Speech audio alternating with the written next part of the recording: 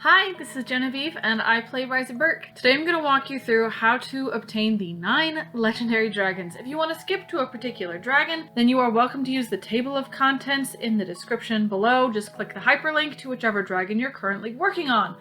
I do, however, recommend that you watch this first part because I explain the method, the how-to, rather than just boringly going through the quests, and if you skip to that part, you may not understand what I'm talking about. So try to watch this first little section where I explain why I do it this way and how it's generally done, so it's easier to apply to whichever dragon you're working on. As usual, this is not just my own brainchild, but this comes from the ideas and experience of people on Discord and Reddit, so I have them to thank as well. This guide is also on Reddit, though not as in as much detail, but the original Reddit post that inspired this video that I made is in the description below as well. So there are multiple reasons for wanting to get a legendary dragon, and some of these reasons are more desirable and a higher priority than others. One of the main ones is getting legendaries as a mark of progress. It shows how far you've gotten in the game because you need to do so many tasks and get so far in the game to even be able to unlock them in the first place. One of the most important reasons is that more than half of them have their own island, so that gives you some more space on Berk to work with, which is really nice because a lot of the islands you need to outright pay for, so that's really cool. They are also one of the primary ways of obtaining amber in the game, because all legendary dragons, you send them out to search, they bring back collectibles and amber. So unless you want to trade in some expensive dragons to get amber, this is one of the most consistent ways to get amber in the game. And finally, each dragon also has their own special collection besides Crimson Goregutter that's themed according to that legendary dragon, and there are 5 to 10 different dragons for that theme that you can obtain through those collections based on the items that those legendaries bring back, which is really nice. And finally, each legendary offers a unique boost that when you pay for that boost, it augments your Berk in some way. So for example, when you pay for Green Death's boost, it gives you a discount on training costs, either wood or iron, or when you do Foreverwing, he increases your wood gathering rates. These do cost runes, and you may not use them every day, but they are nice to have when you need them. Like for example, during training events, it's nice to have an even further discount on training and keep your wood and fish going to feed all of those rapidly training dragons. For each legendary, you need a minimum population, you need to have unlocked the previous legendary, and you need to complete the collection for that legendary. The one exception is Shellfire. I will handle Shellfire when we get to it. You can also buy these dragons outright, and there are people that do that. No shame on you if you like to spend $70, $80 on a dragon. I personally don't like to do that, so this guide is for those of you who are struggling to do this the free-to-play way, or even if you're pay-to-play because you're a writer, but the grindy way to get the dragons rather than outright buying them. Okay, so the specific thing about this video is how to do the collections. The collections take a long time to do. As you might know, depending on how long you've already played, there are 3 basic kinds of items to fill any collection. All collections have Johan items and exploration items. So these Johan items are the items that you buy from Johan, and all the collections they have this purple box around. So those are pretty understandable. You buy them from Johan. You can buy them with runes, fish, or wood, though it is most cost efficient to buy them with fish or wood because those are renewable resources, so to speak. Runes are a little bit harder to get, so unless it's like 5 or 10 runes, I generally recommend waiting to buy an item until you can buy it with fish or wood. As far as exploration items, these are items you get with Toothless. Obviously, the easier dragons to obtain, you can search for them with half-hour, 2-hour kind of searches, but the harder, more advanced dragons take longer and longer Toothless searches to get. These in collections are marked in green boxes. And now legendary collections, either collections for the legendaries themselves, or the themed collections unlocked by legendaries like root and seedling collections, they have legendary items. These are outlined in red. These are items that are either obtained by legendaries when you send them out to search, or they are items that you get for those specific legendary collections from quests to obtain that legendary. Now here's the thing. The game is designed to give you the items that you need, not only by these 3 main means, but also through journeys, that is, the journeys you run with Meatlug, Stormfly, etc., as well as packs. Now technically right now packs have been nerfed and we're just getting useless items, Ludia is working on fixing that, so hopefully there will be a fix for it, but otherwise we can still definitely get them from Journeys. I don't know if they can ever change that. So this applies to Journeys. It traditionally has applied to packs, and hopefully it will apply to packs again soon. So I will keep saying Journeys and packs, and I know packs are frustrating right now, so please don't hold that against me. But Journeys you can definitely rely on. So here's the thing, the game wants to give you items that you need. If you keep trading in dragons every time a collection is full, then you could be getting items for any random collection. However, if once a collection is full, you leave it full, then the game doesn't think that you need those items, because you don't need those items. So instead, the game in Journeys or packs will give you the items you need for your only open collections. So that's why, if you pay attention to when I'm filming my Berk and you see that green 10 or 11 or 9 or something on my notifications for collections, because I've got all of those collections sitting full to make other legendaries or other collections, whatever collection I'm working on, easier to get. So that is the main takeaway from the strategy. You can skip the rest of this video if you really want to. The main takeaway is that you leave your collections full, so that way you can focus on whatever collection you want to work on, whether that's a legendary or even some other kind of dragon. If you want to work on a defender dragon, exotics, whatever you want to work on, leave everything else full. And that way, Journeys will give you only the items you need. What's really great is this also works for the quest items. You usually only need about 5 of them for the dragons that require quest items. For the legendaries that require quest items, you usually need about 5. Green Death needs 3. You can actually skip these and get the items from Journeys, because the game is required to give you the items that you need. So even if all of your collections are full and your entire, let's say, Foreverwing collection is full and you're missing those quest items, you can get those from Journeys. It's really great. So the goal of this video is to walk you through the collection, talking through each collection how hard it is based on the Johan items, the Exploration Toothless items, and the Legendary Quest items, walk you through how hard those are, which journeys are best for getting those items, and which quests you can skip. Because some quests will autocomplete just by having that legendary, and other quests won't. So I'm going to walk you through which quests you want to leave sitting there. So not only do we want to leave collections untraded in, we want to leave quests unfulfilled, and I'll show you which ones that you want to skip and go back to later. So that is the idea for this video. So theoretically, you could leave your quest sitting on a Foreverwing quest or a Bewilderbeast quest or a Screaming Death quest for months and be on like Crimson Goregutter or something, and then later come back and fill them. So that is one of the nice perks of this method, is that you don't need to worry about quests and you can focus on the legendary themselves. Before I move on to looking at legendary by legendary, I'm going to briefly overview journeys, specifically in the context of getting these legendaries done. I will talk about journeys in length in another video for just the journeys in and of themselves, but for now I want to focus on how to use journeys for getting collectibles. Okay, so looking at journeys, first for fish legs, I only ever run the 2-rune journey with Meatlug. Only ever 2 runs. Especially as an early game player, this is all you need. You don't need to worry about unlocking the higher levels of Meatlug. Now, it would be nice to do that later for completion purposes and get the things from those journeys, but for the purpose of legendaries and collections, you only need the 2-rune journey. And in fact, this journey can give you rare and epic items that are expensive otherwise, and you can also get rare packs. This is the cheapest way to get rare packs.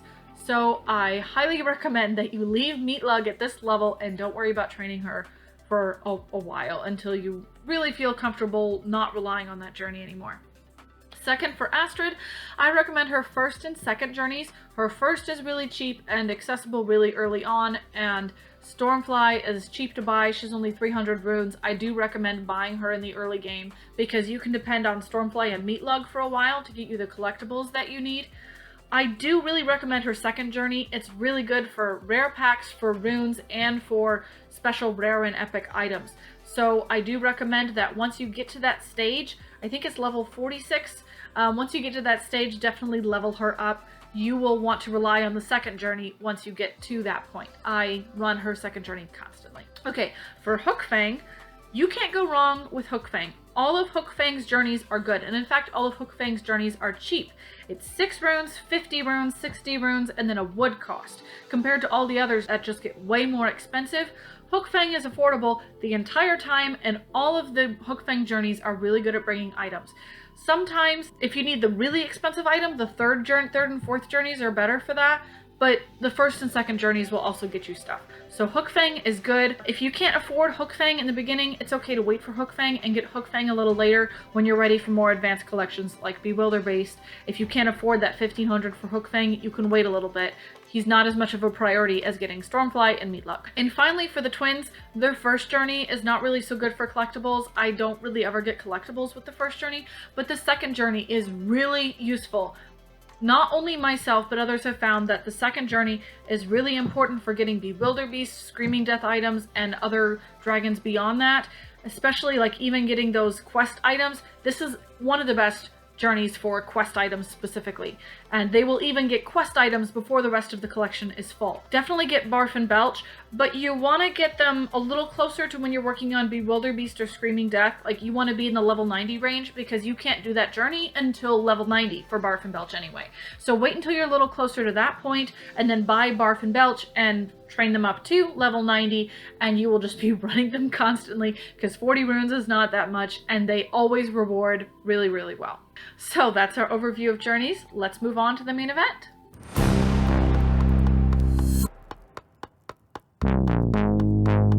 Alright, so doing an overview of Green Death. Green Death gives you an island that can hold up to 13 dragons. The other lower level legendaries don't give you an island, so this is really nice. He unlocks the Brute Dragon Collection, which gives you gems like Brute Heartwarmer and Brute Bone Napper. And then his boost lowers training cost for 24 hours. And then, of course, you can send him searching for collectibles and amber. However you feel about speedrunning the game and legendaries, Green Death is basically a necessary game mechanic. You want the island, you want those collections. There's no reason not to try to get Green Death. Alright, to unlock Green Death, you need 45 Vikings and his collection. So this is a very early level game collection. This is one of our first marks of progress. It's just really exciting to see someone post on Discord or Facebook.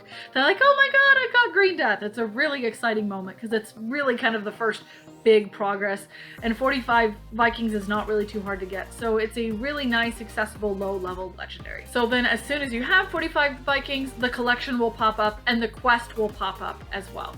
The actual collection, looking at it, is not too hard. You only need about 15 Johann items, and these are the cheapest Johann items to get, so it shouldn't take you long to fill these at all. And usually you want to try to buy these with resources, like I said, but for runes they're often available for only 5, which is not a big deal. As far as toothless items, you need a total of 40, which is not a lot compared to other collections, especially legendaries.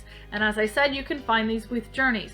Now at this point, you may not have enough full collections to rely on journeys for getting them, but journeys should still bring them to you, and normally mystery packs would too. You only need 3 quest items, which is really nice, and these quests are easy. So just to briefly overview them, these aren't hard. 1. Gathering fish for 7 days. 2. Raising 10 dragons 1 level. And 3. Raising Toothless to level 30. Looking at all 3 quests together, none of these are inconvenient. For the first quest, gathering for 7 days does not mean 7 calendar days, rather a total of 7 days across all dragons gathering. At this stage, you can have at least 4 dragons gathering, so if you're checking your game often, the math works out to you can accomplish it in as quickly as 42 hours. That means if you're not sleeping and you're refreshing these early game gathering times often, so more realistically, it's like 3 to 4 days. For the second quest, you do have to feed or train 10 separate dragons. What's great is that it's to raise a dragon 1 level, so you don't even have to worry about trying to clog up the academy with dragons. You can just feed a bunch of level 1 dragons. You can feed 10 level 1 dragons, and that will accomplish your quest. So if you're really impatient to do that, you can send Toothless for a bunch of monstrous nightmares and have this quest done in probably under 20 minutes. So it's not a hard quest at all. And then finally, the raising Toothless to level 30. You're gonna be raising Toothless to at least 100 levels throughout the game to be getting dragons anyway. So this is a really basic essential quest, you're gonna do it. So in short, when we look at these quests, the language says or unleash green death, so any of these could be skipped. But at this point, you're so early in game progress that it's highly unlikely that you're going to be able to skip quests because you can fill the collection first. You're still figuring it out, you're still figuring out what dragons you want to use and the rhythm of the game, so don't worry about trying to apply this method to green death. It doesn't really hardly apply, though technically it does. It's too early to really apply it. Let's move on to Foreverwing.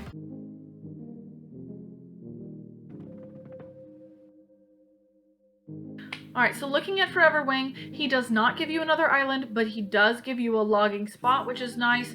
It's not like a regular wood hut where you can get 3 spots, it's just 1 logging spot.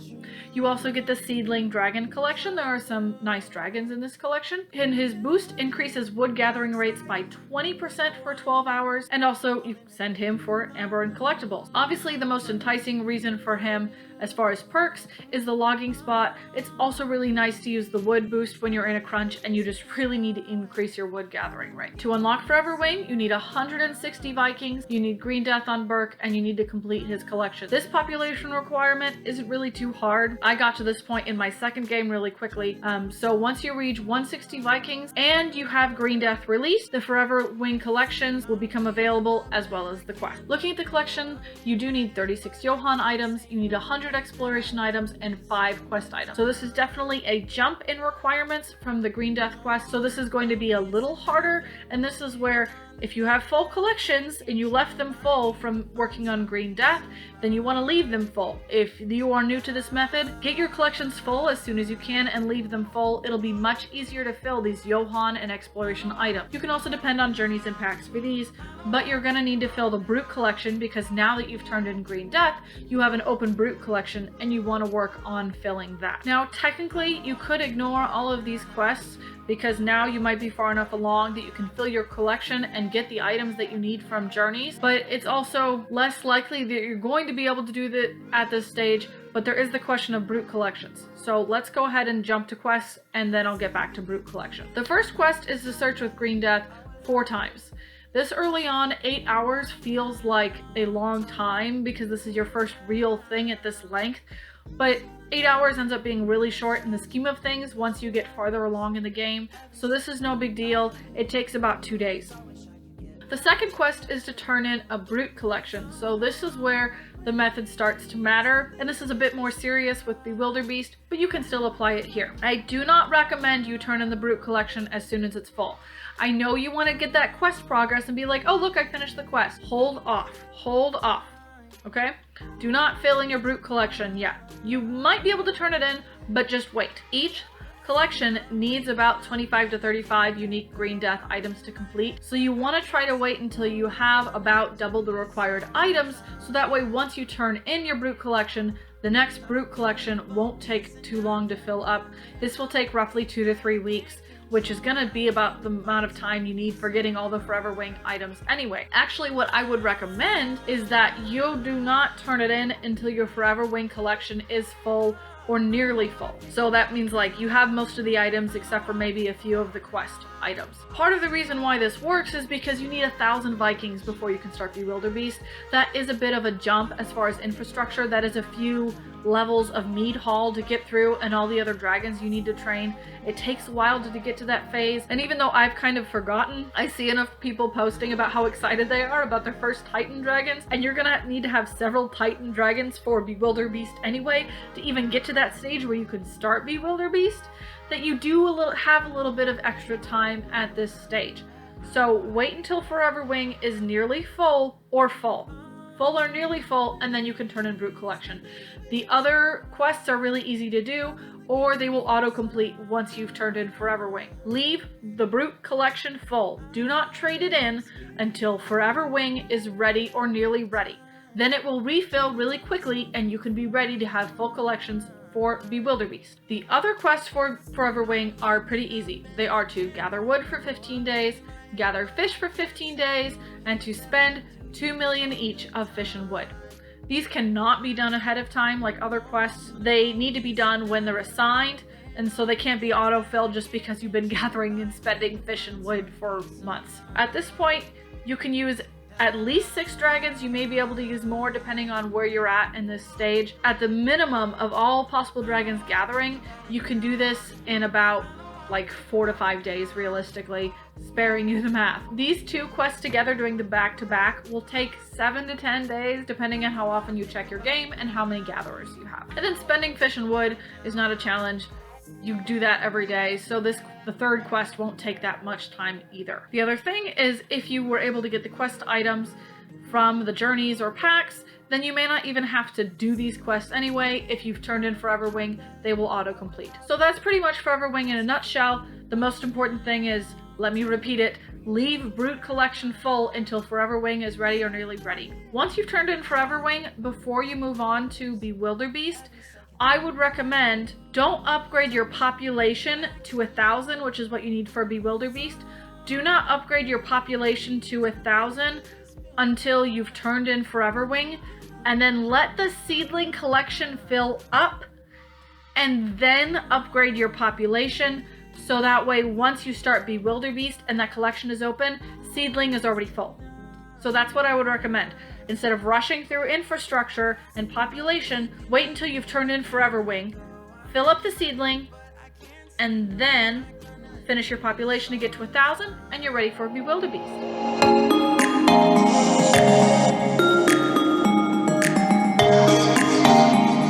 So you're lying if you say you don't want the Bewilderbeast, or you're just not a huge How to Train Your Dragon fan, which, why are you playing this game if you're not? Anyway, I just love him so much in How to Train Your Dragon 2. He's just awesome. I was so excited to have him in the game. Cinematic value aside, he gives you an extra fishing spot. This is like the wood spot with Foreverwing, that it just gives you an extra spot. It's not upgradable to 3. He also unlocks the Primal Dragons collection, and his boost, like Foreverwing, increases your fish gathering rates by 20% for 12 hours, so he mirrors Foreverwing in that way. And of course, he searches for amber and collectibles. To unlock Bewilderbeast, you need 1,000 Vikings, and you need to have Unleashed Foreverwing, and then you need to complete the Bewilderbeast collection. Once you have 1,000 Vikings and Foreverwing turned in, the Bewilderbeast collections and quests will be made available. And like I said, it would be good to finish Foreverwing before you get to 1,000 Vikings. You can have that time to fill up the seedling collection. Looking at the collection itself, you need 60 Johann items, 80 exploration items, and 5 quest items. So this is another jump up from where Foreverwing was, up from Green Death. And these Johann items become the higher grade of expense from Green Death and Foreverwing, so they're going to cost more resources and more runes. And they will also be competing with the lower level items in Johann shop, so they will be more infrequent and harder to get. So this is why you want to rely on journeys for getting these items, because Johann is not always going to offer them as often as you'd like. And remember, in order to get these items from journeys, you're going to need full collections. The trick to that is having a full seedling collection. All your other collections should be full already. And so if you turn in Foreverwing before you get to 1,000 Vikings, it's much easier to fill in the seedling collection. If you didn't do that, you're going to have to fill the seedling collection as soon as you can. This might take a while because Foreverwing searches for longer than Green Death, so it'll take a while to fill up all of those items.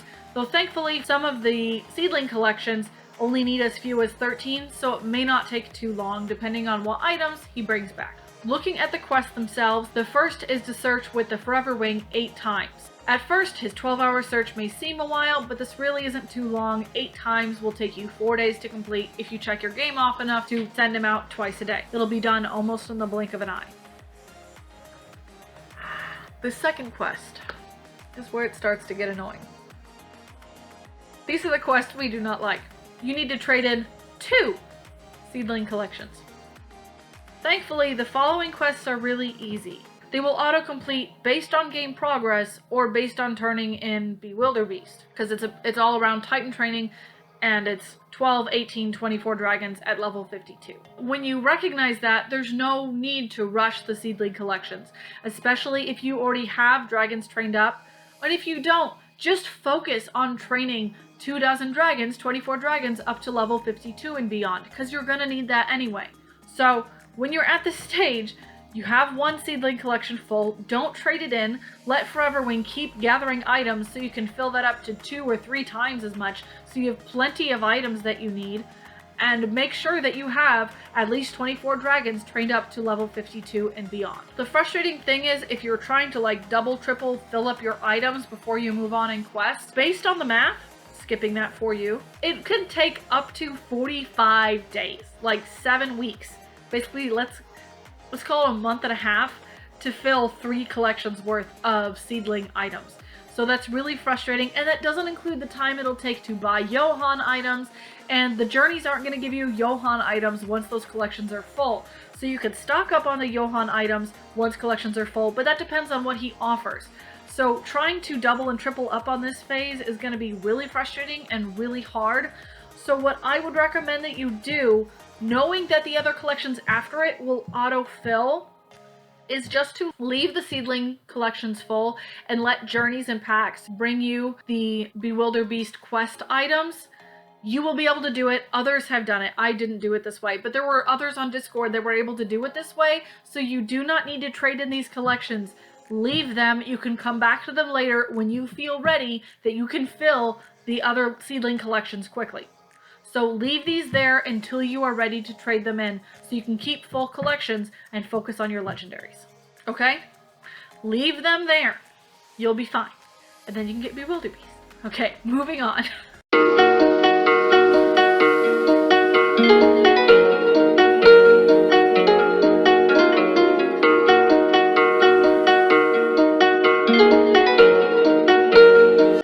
The great thing about Screaming Death is that you get a boost in defend power. This is nothing you need to turn on. It is automatic as part of the game. You get a bonus of 30 points. So instead of starting with 20 power points, you start with 50. I'm so used to it, I almost forget about it. So it's really nice, and once you're at that point, defend gets so much easier. You also get the Exiled Dragon collection. So you don't get an island, but you do get the Exiled Dragon collection. His paid boost increases defense stats by 75% for 24 hours. I've never actually used it. I might one of these days to experiment with it. I really should, but I've never used it. But it does exist. But his native boost to defend is really worth it. It makes defend so much easier and doable. I forget that I'm on a boosted mode. And then of course, he brings Amber and collectibles. To unlock Screaming Death, you need 2200 Vikings, you need Bewilderbeast, you need to complete the Screaming Death collection. Once you have 2200 Vikings and you've unlocked Bewilderbeast, the Screaming Death collection and quests will become available. Looking at the collection, welcome to hell. No, really. I think the Screaming Death collection is the most hated collection. He is harder than even the legendaries that come after him. We all universally hate Screaming Death, so I'm really sorry if you're at this stage. Screaming Death is just evil. Evil. Evil. Like Eye of Sauron. Evil. Okay. Both of these toothless items take forever to find. These Johann items are evil. They come up rarely, and they're expensive in resources or runes when they come up. It's just evil. All of the... how many you need? It's just evil. Do I need to say that any more times? I'm really, really, really, really, really sorry. I will say that Hookfang is really faithful. Second and third journeys with Hookfang are really good at giving me the items I need. So Hookfang for Screaming Death, absolutely you need him. Helps a lot. So in order to get through this collection, this is what you need to do. If you have any unfilled collections, make sure they're full. Especially primal collections, because you've unlocked Bewilderbeast. Like with Foreverwing to Bewilderbeast, it might be smart to trade in Bewilderbeast if you can before you get to 2200 Vikings, so you can fill your primal collection before you start Screaming Death. If you can, that would be a smart thing to do. Trade in Bewilderbeast before you get to 2200 Vikings, so you can have that time to fill up your primal collection. And then do not trade it in. Do not trade in the primal collection, leave it full. Period. Looking at the primal collection, if you happen to get one of these Bewilderbeast heads, I am so sorry. I am so sorry. He is very stingy with these. I remember the first summer playing and how long I was waiting for him to bring these back. Yeah, I was really frustrated. So I'm sorry. These are the same Johann items as the Foreverwing collection, so they're not quite the next level up, so they're not as expensive, but they are still hard. These toothless items aren't as hard as other toothless items, so don't worry. But fill them as soon as you can with journeys and toothless searches and Johann. Let's look at the quests. Whenever you finally decide to turn in seedling collections, you're gonna have these quests waiting for you. So you may not be doing these quests until you're already on to Drago's Bewilderbeast or Purple Death. Whenever you get to these quests, the first is to search 10 times with Bewilderbeast. He searches for 18 hours. It's a really awkward time to work with, but it takes about 7 or 8 days depending on how often you check your game and if you can catch him at the right time. Then you have to turn in 2 primal collections. If you didn't leave seedlings full, leave this one full. This is the most important to leave full. These take forever to fill and they will slow your quest progress. Leave them full. Do not turn them in whatsoever until you have Screaming Death full. Period. Do not trade them in until Screaming Death is ready. Like, I cannot stress this enough. Do not turn in Primal Dragons until Screaming Death is ready. Period. End of story. The Screaming Death collection is evil, and leaving these full is the best way to fill the Screaming Death collection. Period. Further, the quests after these are a butt. They are a butt to do, and one of them is required, and it will be easier to do once you have Screaming Death done, and the other is autocomplete. And so this is where this method becomes really important. It is more important for this than any one that came before. Excuse my excitement. This is just... I'm excited. Okay. Let's look at these other quests and see why you want to skip them or wait on them. The first one is to complete 100 levels of Defend. Screaming Death boosts Defend by 30 points, making it much easier to do. Furthermore, the first 100 levels of Defend are really ridiculously hard and you cannot really do them easily unless your dragons are at least a level 100. So, by the time you can turn in Screaming Death by filling him with journeys, you should have dragons over a level 100. So Defend will be much easier to do. And you'll have the Screaming Death boost, so Defend will be easier to do. There is no reason to turn in your primals and get to this quest that you can't even do. So wait on your primals, and once you get to this quest, it will be so much easier to do. It'll take a while because you can't necessarily do 10 waves every day. That's really ambitious. So it'll take a while to do this quest, and it is required for questline progress, but it will not be as much of a grind. Wait until you have Screaming Death to do this quest. So if you're waiting until you have Screaming Death, you may as well leave your primal collections full. Have I said that enough times yet? Okay. These last 2 quests are totally skippable. Notice in the language it says that do this or have Screaming Death. These quests are really annoying, so just wait till you have Screaming Death and you can skip them. The first is to buy 100 items from Johann. Really? Really? Skip it. Skip it. And then it's to train 10 Defend Dragons to level 60. Most Defend Dragons are useless as far as having defense stats or gathering. You do want a few of them for Brawl, but otherwise most of the Defend Dragons are useless, and that requires trading in Defend collections to get 10 of them. So skip this one! So if you wait until you have Screaming Death to turn in your primals, you can skip this quest. It's wonderful. So skip it. And by the time you have Screaming Death, you might be close enough to that you can turn in your primals, but don't turn them in until you're ready to work on Defend. You're not ready for Defend until you have at least 10 or so dragons beyond level 100 that can keep your Defend going on a daily basis. Okay? Okay. By the way, quick note, to accomplish your Gobber tasks for Defend, you can send in a really low level dragon at like level 12 or something and retreat before it starts. You'll get your wood back and it counts as an attempt. So don't ask me for Defend tips for the first 100 levels. The answer is don't until you're beyond a level 100 with your dragons. That ends my really intense Screaming Death session. Let's move on to Drago's Bewilderbeast.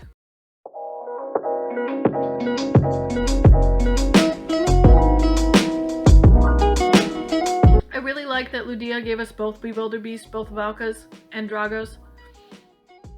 But would you believe we're not even halfway through all the legendaries? Once we finish him, we will be halfway through. And after here, the quests get more skippable. The legendaries really are easier from this point on, and from this point on, the hardest part is the infrastructure of getting there. Training your dragons, building your Berk, getting more Vikings. That is the hardest part. The collections and the quests get much easier from this point on. I'm still going to walk through the method. And there's way more autocomplete quests too, which is really nice. Unlocking Drago's Beast gives you another island. So this is the first legendary again that has his own island, and all the legendaries from here on give you another island. His island has a fishing spot, not a hut, just a spot. And you get the Liberated Dragons collection, home of Liberated Hall Mauler. And his boost increases iron production by 20% for 12 hours. So similar to Foreverwing and Bewilderbeast that way. And of course, he searches for Amber and collectibles. To unlock Drago's Bewilderbeast, you need 2,550 Vikings, Screaming Death, and his collection. Like the other legendaries, once you have the population met and Screaming Death, then the Bewilderbeast collection will be made available. The other thing to note is that, like the other ones, if you want to wait to get that population until you turn in Screaming Death, it will give you that extra time to fill in your exiled collection before you open the Drago's Bewilderbeast collection. Looking at the collection itself, he has 100 total toothless items, which can take a while to find, but these actually aren't terrible. They're not as hard as some of the other toothless items, which is nice. The searches give them up more easily. These Johann items are in the easier category than the Screaming Death items, so that's a nice relief. You kind of can breathe. These little silver snake Celtic knots are evil. These I highly, highly, highly recommend Barf and Belch's second journey. Even though all journeys can potentially give you these, Barf and Belch pretty much start to give you these right away with the second journey, so definitely use Barf and Belch for this one. You're going to want that. If you haven't bought Barf and Belch by the time you get to Screaming Death, buy them. They will help you so much. Alright, and here's the deal with quest items from this point on. Quest items are no longer necessary. There are no longer unique quest items. They just give you other collectibles. Sometimes they're Johann items, sometimes they're toothless items, and sometimes they're legendary search result items. So the quests don't even matter anymore. The quests do not help you fill the collection. The quests only matter for game progress, for questline progress.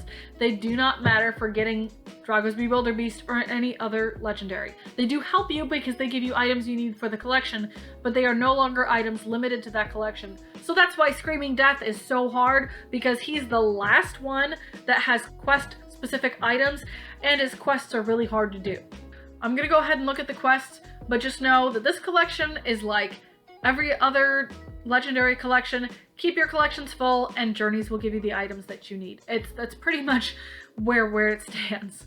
Just a brief look at the exiled collection, because you will need to fill it before you can really get busy on the Drago collection, is with all of these items you need 60 of them. Screaming Death searches for 22 hours. That means bare minimum of searching for 2 months. Even if he brought you all the items you wanted and not dupes beyond what you need, which is not going to happen. So see why it's better to make sure all your other collections are full. Like the primals? Anyway, by this point, you're probably gonna skip the quests. Good for you. I'll go over them anyway. They're not too bad because most of them are skippable. First is to have an exiled dragon. Here is the great part compared to all the other collection quests. The quest is to have an exiled dragon. You don't actually have to complete the exiled collection. So by the time you've auto-completed the Screaming Death quests, whenever you get to this point, you can simply buy an exiled dragon. See, look, Exiled Monstrous Nightmare costs 1,500 runes. Buy him and your quest is done. I know this might be expensive if you're an early game player, but this is cheaper than taking longer to fill your collections and your legendaries. Buy an Exiled Monstrous Nightmare and you're set. That's it. There you go. End of story. Don't trade in a collection. You don't even need to worry about trading in an exiled dragon. You buy one. The second quest is to defeat 250 fleets. Although the language is vague and it seems like the gathering quest where you have to do it from when it's assigned, you do not actually have to do an additional 250 quests. So if you get to this point and you're at like defend level 500, you're done. All you need to do is have done through 250. So if you're 251, this quest is done. So depending on when you start really working on defend, this quest is not really that hard to do. And the others will be auto-completed. So even if you turned in Drago and you're still working on this quest, the ones after this will be auto-completed, and this is the last hard one that you have to do. Hard one that you have to do for Drago's Bewilderbeast. So there you go. Just look at the autocomplete ones in case you need to go through them for whatever reason or you want to, because you don't have Drago yet and you feel like doing quests because you're bored.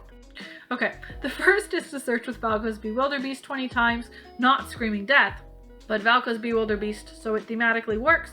With Drago's Bewilderbeast, that's pretty transparent. It'll take you a couple weeks to do. The next is to train 20 dragons to level 80. I really hope you've done this already based on my previous advice. If you haven't, do it. You're gonna be training dragons anyway, so this is a really basic infrastructure quest. And the last is to gather 8,000 iron with dragons. Depending on where you are when you get to this quest and you don't have Drago already, this one doesn't take very long, and if you do have Drago, it auto-completes. So there you go. Looking at questline progress, all you need to do is the exiled dragon and the defend levels. Buy an exiled monster sniper for 1,500 runes. There you go. And you shouldn't be too far from completing 250 levels of defend. You're gonna do it anyway. Everything else will auto-complete. And there you have it.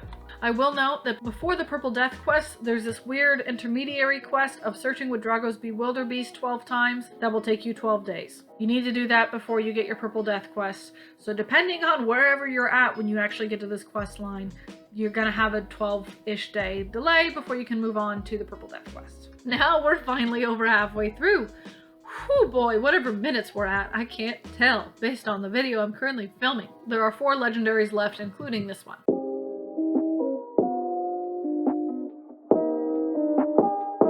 Alright, unlocking Purple Death gives you another island. You get a new logging spot, just the spot, not a hut. You also get the Marooned Dragons collection, and his boost doubles Amber collection for each legendary on their next return. So it's not time-based. So say if you just sent out all of your legendaries, you turn on his boost. When they come back, they will have double what they would normally have had. So that's a nice boost. I don't need it. But he himself also brings back Amber, and of course you need collectibles. To unlock Purple Death, this is quite the population jump from Drago's Bewilderbeast. You need 6,880 Vikings. I don't know why the number is so random, but you need that many Vikings on Berk, Drago's Bewilderbeast, and Purple Death collection.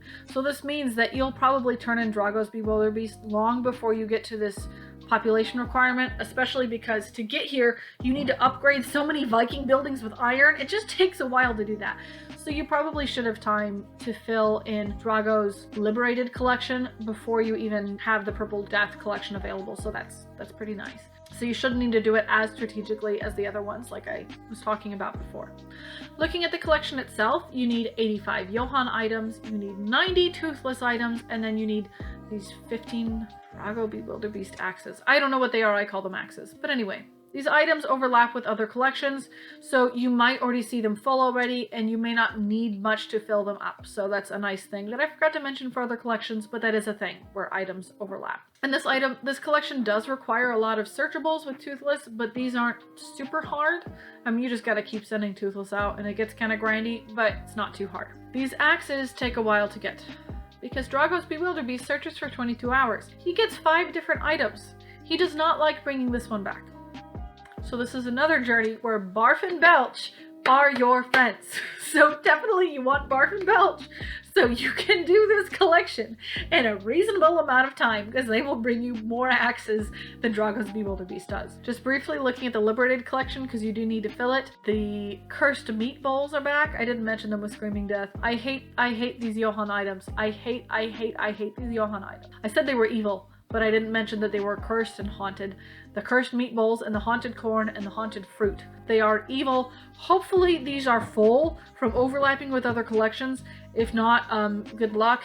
F in the chat. Side note, I doubt the Vikings did not have corn. Corn is unique to the American continent, and the Vikings did sail to Greenland, but they didn't get far south enough to have corn, so I don't know why they put corn in here. That has nothing to do with Purple Death. Anyway, this Liberated collection is not terrible to fill, so you can fill it. You'll probably fill it before you'll even get to the population requirement, like I said, and you can move on to working on the Purple Death collection. Like with Drago, these quests are not required because these quests don't give you items that are limited to quests, so you'll probably autocomplete most of these. And all of these autocomplete. None of these are required to actually do. They will all autocomplete with Purple Death, so you can skip all of these, but I will overview them just in case you're on these quests and you don't have full collections. Okay, first to search with Green Death 24 times. That takes you like 8 to 9 days. That's not bad at all. Next, you need 25 dragons at level 110. I hope you already have this many dragons at this level at your stage of progress. If you don't, you're going to need to anyway. Next is collecting iron. You're collecting iron because you need to be upgrading buildings and stuff, so this is not a big deal at all. And then of course you need to fill in a Liberated collection. Don't! Oh my god, don't! This is a skippable quest as soon as you turn in Purple Death. So, like, don't. And this is optional anyway. It's not even like the others that are somewhat required. This is completely optional. Don't do it. Save yourself the trouble. Don't do it. So, all of these are skippable. Unleash the Purple Death, and we can move on.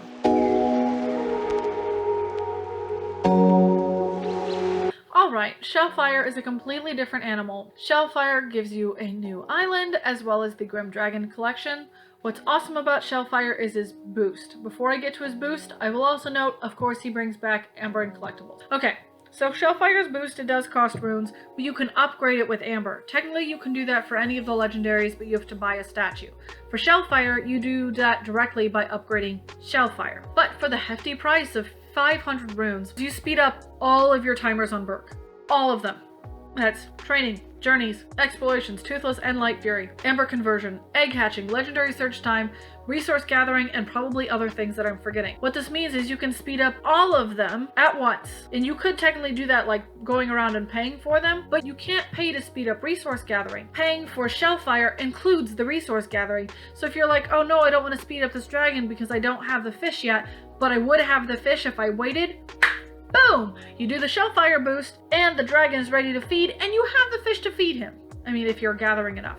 So it's really, really, really great. I love it. It's really nice and strategic to have later in the game to be able to do stuff like that, because you've got a lot going on by the time you're this level in the game. As much as I love the boost, it isn't cost efficient until you've leveled it up a bit. The first one does you like 1 hour, and then it's 2, 4, 6, and 8. So you really want to wait until you can spend 1,030 polished amber to level it up to max level, and then it's really useful. Until that point, the cost is kind of cost prohibitive. The 6-hour one I did use to help finish the amber to get to level 5, so it's really nice, but you want to spend 1,000 amber to get it fully upgraded. But to get Shellfire, it's not a collection. You do need a minimum population of 7,250 Vikings, but then you need 3 dragon statues at level 5 and 4 effect statues. This is a huge goal, and it takes a long time for most people. I'm going to cover amber and statues as a topic for its own video, so I'll limit what I'll say here, but it does take a long time to gather the amber and convert it, and then pick what you're gonna buy. So I'm gonna keep this relatively short because I am gonna talk about it in another video. As far as picking dragon statues, if you want to check out my companion tool video, I do cover the statue tool there, which helps you calculate what statue is best for you to build. But also we generally recommend Ripwrecker statues, Triple Strikes, and Armor Wings, because they are all around really good for fish or wood. Triple Strikes and Armor Wings are good at fish and wood, even though their statues are wood biased, and Ripwreckers are all already really good at fish, and their statue bias is fish.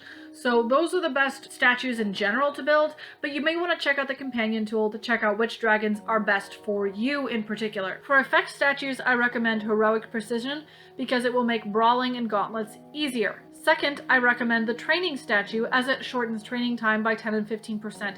That doesn't seem like much, but across 2 training centers, once you get to endgame and you have the Dome Academy, it's a really nice cutoff, and especially if you've got dragons that are going for 2 days, 10 and 15% cuts off more than you think when you're working on like Steam Spewer or Dust Brawler. Anyway, I hope they do add more levels to this statue at some point. That would be really great. Then I also personally recommend the Brawler statue because it adds trophies to your Brawl wins, which makes it easier to hit the landmarks in Brawl, which is really nice. There's also a Chiefly statue. I have it, not everyone recommends it. That means you get your Chief Packs faster, and so you don't need to play as much Brawl every day to get your Chief Packs, which is nice. And then the other one, which is generally recommended, is Seasonals.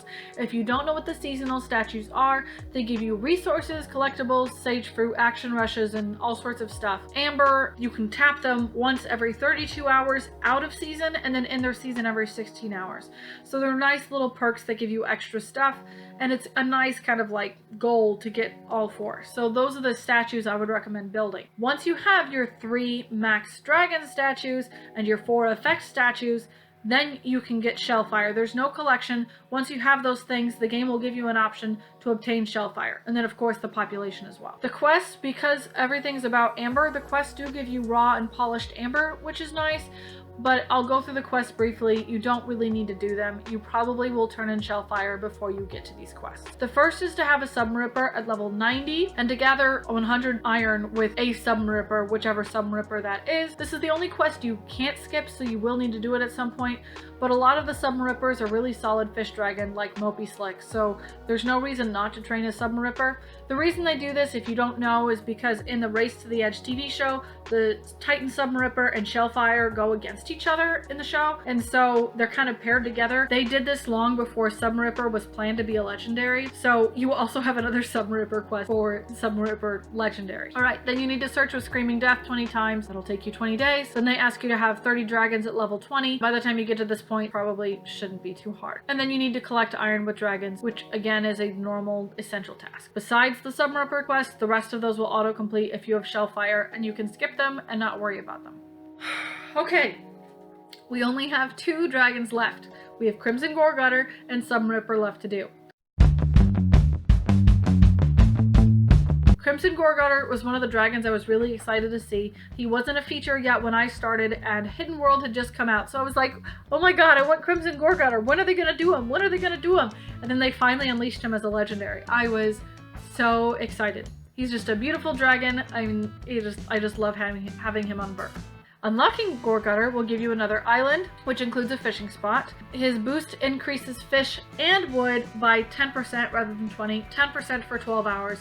So if you're in a crunch period, like training during a training sale or something, you can activate Goregutter, Foreverwing, and Bewilderbeast and have a 30% boost on all of them, and that's without building any of their statues. So that's really cool. What's really nice about his searches is that he does not unlock a new collection. Rather, he looks for other legendary items to help complete their collections. So you don't need to worry about having to fill another collection once you unlock Crimson Goregutter. You will have the Grim collection for Shellfire to fill at some point, but for Goregutter, you don't need to worry about filling a collection. To unlock him, you need 8100 Vikings, Purple Death, and his collection. So notice that you don't need Shellfire for Goregutter, so you don't need to worry about, oh my god, Amber takes forever, I'm not going to be able to do Goregutter for 9 years. You can do them side by side. You're not going to have an open collection for Shellfire, so just keep grinding away on Amber and statues, and then you can focus on Goregutter once you get to the Viking requirement. Unlike the other dragons, instead of worrying about the previous dragon Shellfire, you want Purple Death, 8100 Vikings, and then the collection will become available. Looking at the collection itself, you need some repeat Toothless items, so you might already have a head start on these. You also need repeat Johan items, you might have a head start on these. Okay, you need Purple Death Urchin. You do need 45. Purple Death takes 22 hours to search, and he gives multiple items, so this will take a while. This is why you want journeys.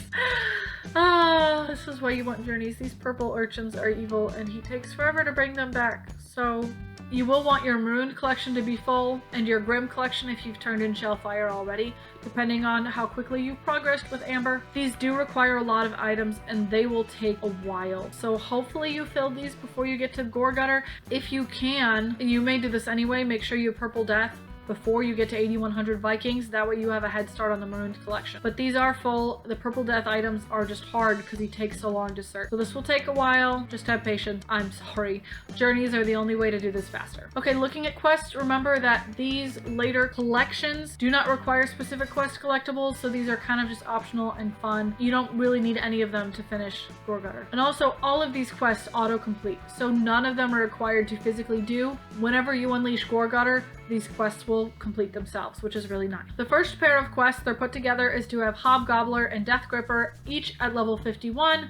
This is for the obvious connection of them all being from the third film, The Hidden World. This is not too hard of a quest, and it auto-completes. Then it's having 35 dragons at level 20. I would assume by this point you already have this accomplished. Then they ask you to collect 40,000 iron with dragons. Again, essential task. This won't take long to do. These are all the quests that they have. Looking at them all together, they're easy and they auto-complete. So the hardest part about Goregutter is getting to this point in infrastructure, having that many dragons, and then waiting for Purple Death to fill all those collections. Before we move on to Submaripper, I will point out 2 unskippable quests. One is to turn in a Purple Death collection. You already know how I feel about this, but you can leave it sitting there for a while. Leave it until you're ready to fill another one. It will take a long time. I don't know how much time. I didn't do the math. It takes a while to get at the point of Submaripper anyway, so there's no reason to rush it if you are at this point already. wait until you have plenty of items to fill another collection before you turn this one in.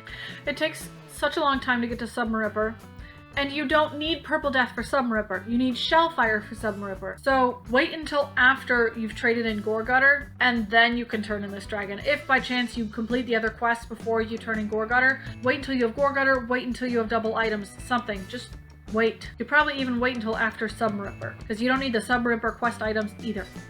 So just wait. Okay, the next unskippable quest is to search with Goregutter 30 times. He searches for 24 hours, not 22, so you kind of have to be more careful about catching it. But it's going to take a while, and it doesn't affect Submaripper because you're waiting on Shellfire for Submaripper, and it is unskippable, so it's inevitable. Send him, whatever. It's not a hard one. It's not like doing Purple Death quest. Okay, Submaripper. We're in the end game now. If they ever give us any more legendaries, I'm gonna have to make a separate video for whatever that new legendary is. As of right now, Submaripper is our final legendary. Technically, he is Shipsbane from Race to the Edge, who battled Shellfire that I mentioned earlier, but they already made a specific dragon, Shipsbane, when they weren't planning on making Submaripper as a legendary. So now he's just legendary Submaripper, but he technically is Shipsbane, so there's a little bit of a plot hole? I don't know what you call that, but there's a little bit of overlap there. Unlocking Submaripper does give you another island and a Submaripper collection. What's nice is that this collection, they haven't introduced too many new dragons yet. He just kind of absorbs previous other Submarippers, so that's kind of nice. Rather than eventing a bunch of new dragons, you can just absorb from previous Submarippers, which is really cool. His boost did not exist as even a feature until they brought about Submaripper. Until Submaripper was a thing, you lost gauntlet lives only when you died. Now you lose gauntlet lives regardless of winning or losing. So Submaripper's boost is an answer to a problem that they created to give Submaripper something to do. I mean, it is a complaint against Ludia, but in the end we're used to it now and no one knows any different. But there was a time. There was a time. Okay, anyway, so Submaripper's boost cuts recovery time in half for 24 hours, which is nice. I've only used it once, but it was nice to have the time that I used it because it was still cheaper than buying to refill lives for 2 different gauntlets. To unlock Submaripper, you need 9,000 Vikings on Berk, Shellfire, and Submaripper. So you don't need Crimson Goregutter, you don't need any other legendaries. I mean, you're probably going to have them at this point anyway, but you need Shellfire. So that's the one that you need. It will take a while to even get to this point because of how arduous it is to do Amber. So I'm sorry for how hard Amber is. There will be an Amber video out. I have planned it. Don't worry about it. Once you have Shellfire and 9,000 Vikings, the collection will become available. Thankfully, even though it takes a long time to get to this point, all of his quests are optional, so don't put too much pressure on doing these quests, but I'm gonna go ahead and review them anyway. Looking at his collection, thankfully, all of the Toothless and Johann items are repeat items, so you may have them overlapped. Even the red legendary item is from Screaming Death, so you might have a backlog of those considering how long you will have had Screaming Death at this point and how many exiled collections you've left sitting there, so you should have plenty of these sitting there. You probably will have extra of the Toothless items as well. So this is probably one of the easiest collections to fill. The hardest part is just getting to this part of the game and doing Shellfire. Submaripper himself is not hard. It's everything that gets you up to Submaripper that's hard. Keep in mind also that at this point you will need to fill a Grim collection because you will have just traded in Shellfire, unless you happen to trade in Shellfire long before you get to this population. So you're going to have to fill that, and you need Shellfire unique items. Hopefully at this point you also already have Goregutter because you've kind of filled Goregutter while waiting on Shellfire, and he can help fill up your Grim collection too because Shellfire takes so long to search. But no, once you get here, it just won't take long and you can kind of autopilot and worry about other stuff and turn in Submaripper whenever you can. His boost is not indispensable and his collection is not indispensable. He does have the island space, but otherwise you can kind of just chill.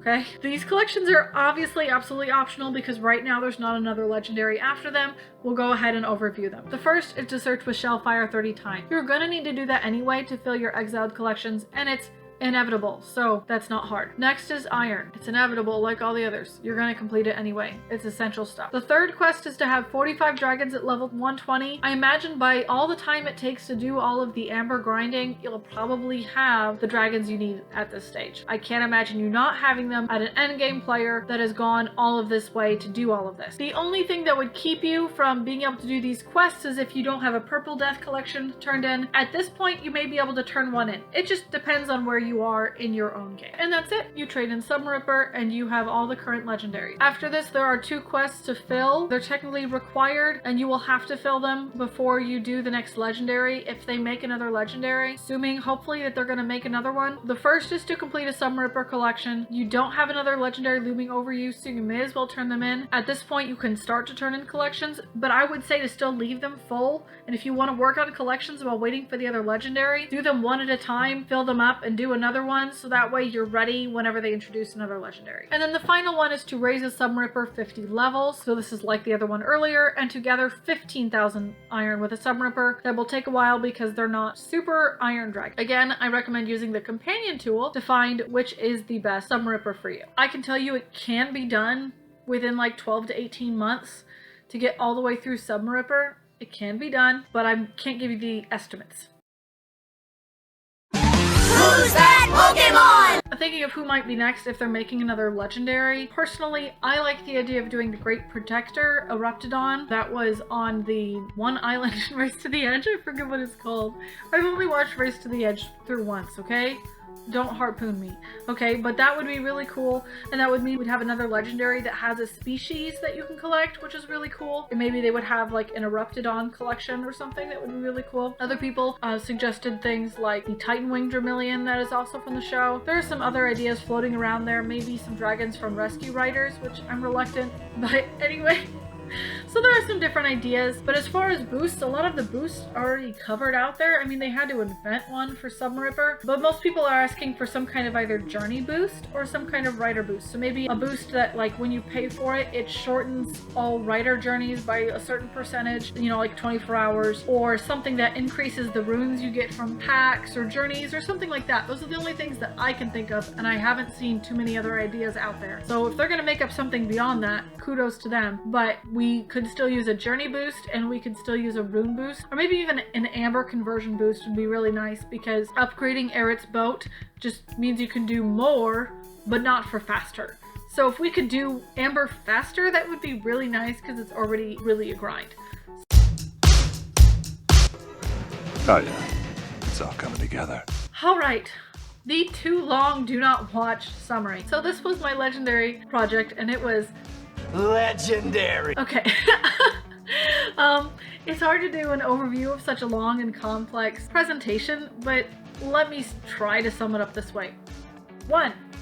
Gosh, that's so big. 1. Keep your collections full, period. Fill up your collections so journeys can bring you the collectibles you need to fill these legendary collections.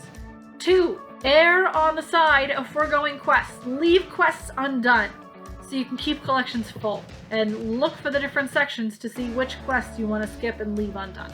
3. Most of the legendary quests autocomplete when you fill a dragon, when you turn in that legendary, so you want to learn how to strategize when to do the obligatory quests for your best gaming experience.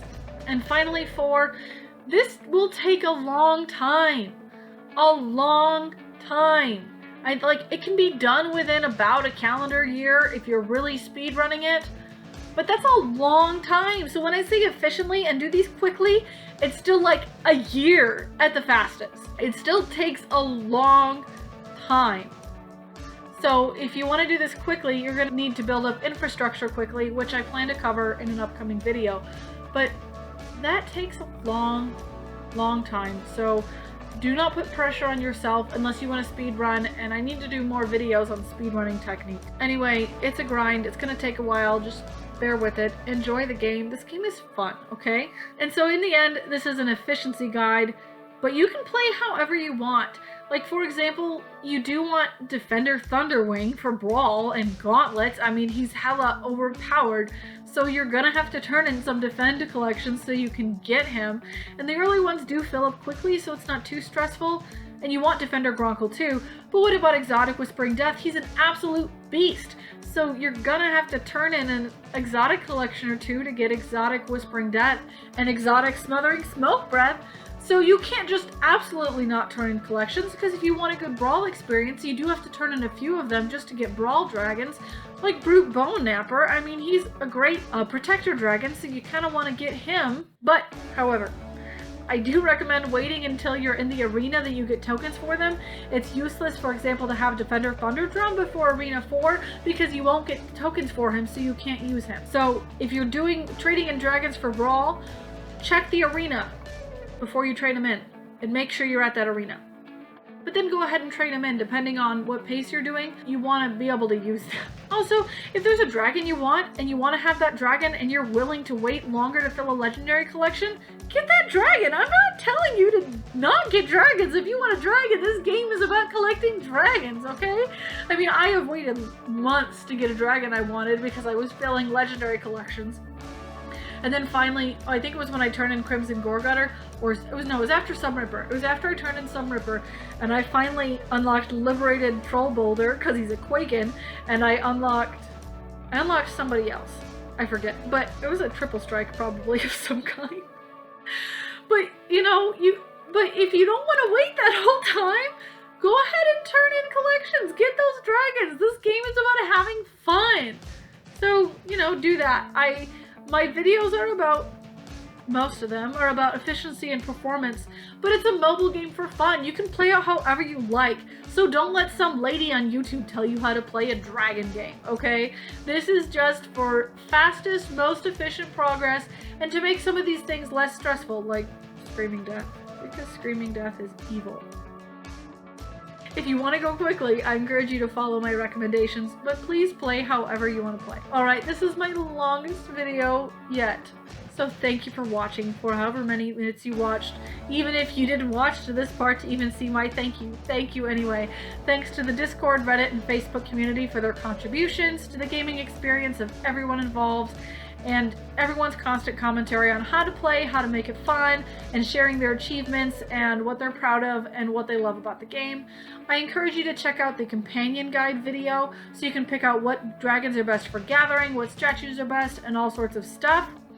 And stay tuned for my future videos. I'm working on more beginner strategy videos. I'll probably make some speedrunning videos. I'm going to talk about infrastructure, timeline, and strategy. That's going to be my next mega video. I want to talk about Amber and statues, organizing your Berk, and all sorts of stuff.